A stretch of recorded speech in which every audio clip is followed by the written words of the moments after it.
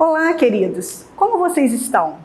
Para quem ainda não me conhece, sou a professora Lígia Sá, da Secretaria de Educação do Estado do Rio de Janeiro, e nesta primeira aula falaremos sobre dois gêneros textuais muito presentes no nosso dia a dia, que são eles o resumo e a resenha.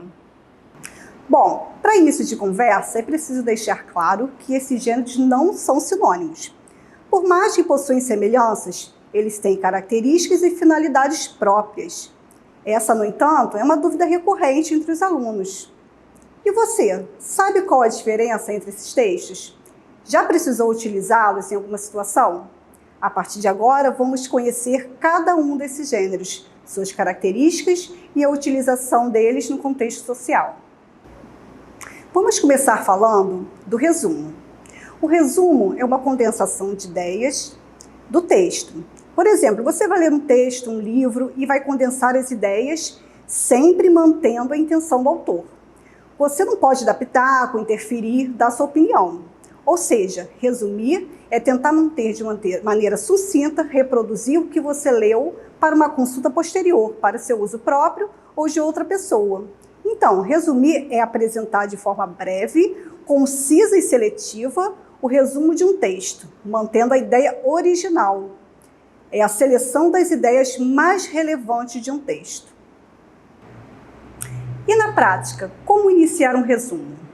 Então, a dica que eu dou é que no caso de texto muito extenso, resumir parágrafo por parágrafo, tentando sugar dali as ideias principais. Uma dica também é inicialmente ir grifando o texto para fazer essa seleção, deixando de lado informações meramente circunstanciais. Caso tenha 2 ou mais parágrafos, tratando do mesmo assunto, tentar resumir as ideias em um só. Como disse, quanto mais conciso o seu resumo, melhor. Cuidado, porém, de não deixar de lado informações importantes, para não prejudicar a mensagem original do texto. Vejam alguns exemplos de seleção e supressão de ideias de um texto. No quadro, temos algumas estratégias muito utilizadas para a elaboração do resumo. A primeira aí é a supressão e eliminação. Na primeira é feita a eliminação de termos secundários, como advérbios, adjetivos, preposições, conjunções, entre outros, desde que não sejam necessários à compreensão do texto. Veja um exemplo. O polêmico 50 Tons de Cinza, mega sucesso da inglesa Erika Leonard James, conquistou milhões de leitores em todo o mundo. 50 Tons de Cinza, de Erika Leonard James, atraiu muitos leitores. Vejam aí no exemplo que foi retirado o aposto mega sucesso da inglesa Erika Leonard James, que era nada mais do que uma informação, e em todo o mundo um advérbio de lugar. E percebam que com a retirada, a supressão desses 2 termos, não prejudicou a informação, a ideia central da frase.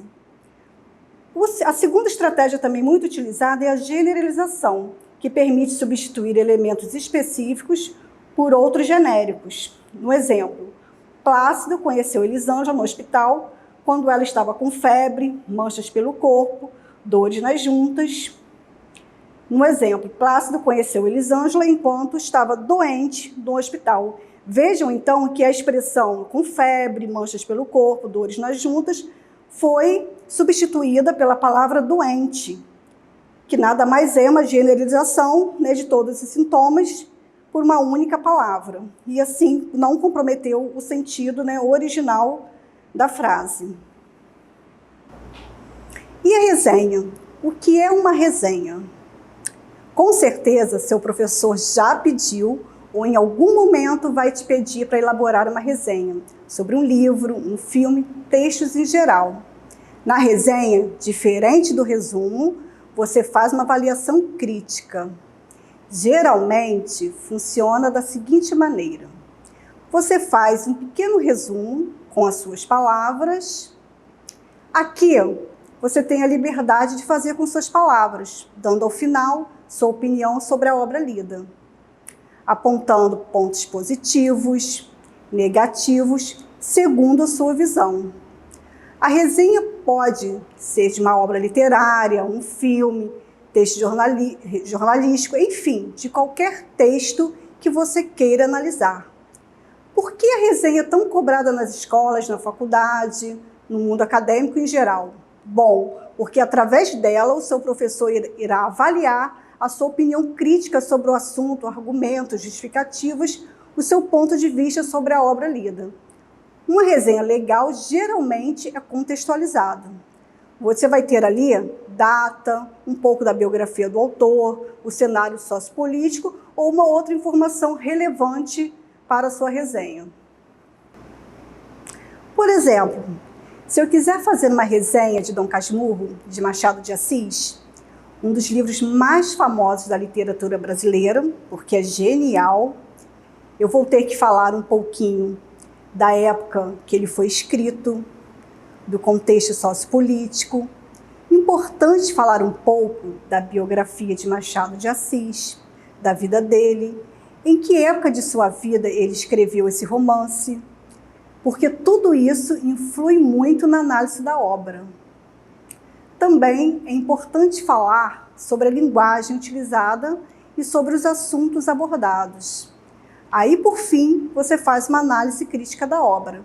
Por exemplo, olha, eu acho que o texto é genial por isso, por aquilo, ou ao contrário, eu não gostei por esse motivo, por aquele. De forma geral, na estrutura da resenha, você inicialmente faz um breve resumo e, afinal, dá a sua opinião crítica sobre o texto lido.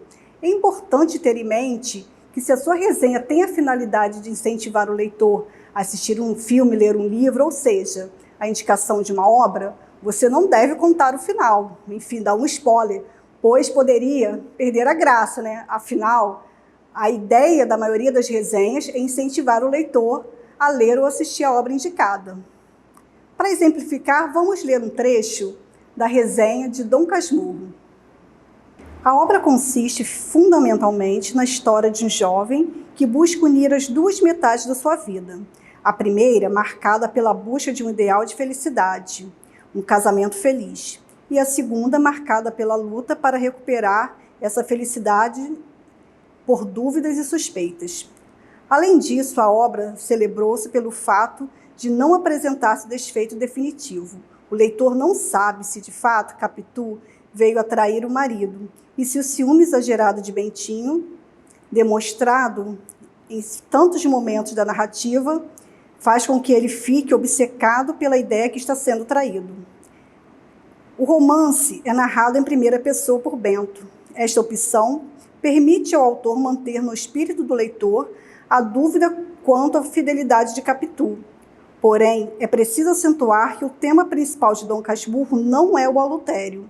Este, se aconteceu, é de importância secundária, inclusive para o próprio Machado de Assis.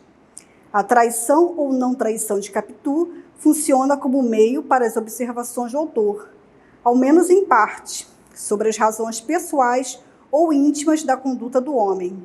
Muito mais interessante e inteligente do que o eventual adultério nesta narrativa é a construção, lenta e gradativa na mente de Bentinho, da possibilidade de ter havido adultério. Para finalizar, vamos analisar um resumo e uma resenha do mesmo texto, o livro Vida e Seca, de Graciliano Ramos, que eu super indico, também uma excelente obra da literatura brasileira. Temos então, primeiramente, no quadro, a resenha da obra Vidas Secas. A obra revela a maestria do seu autor ao tratar de problemas sociais, neste caso, a seca do Nordeste.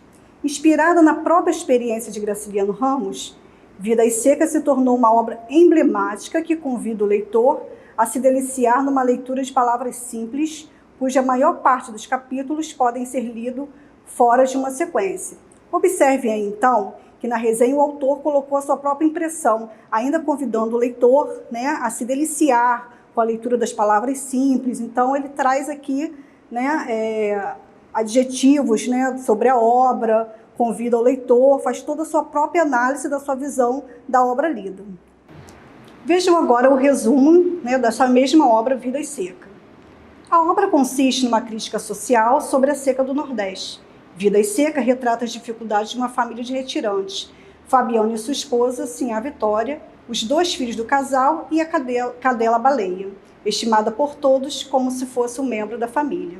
Percebam aí que, diferentemente da resenha, acima o autor aqui limitou-se apenas a descrever, a própria obra, sem acrescentar nenhuma opinião própria, uma visão sua sobre a obra.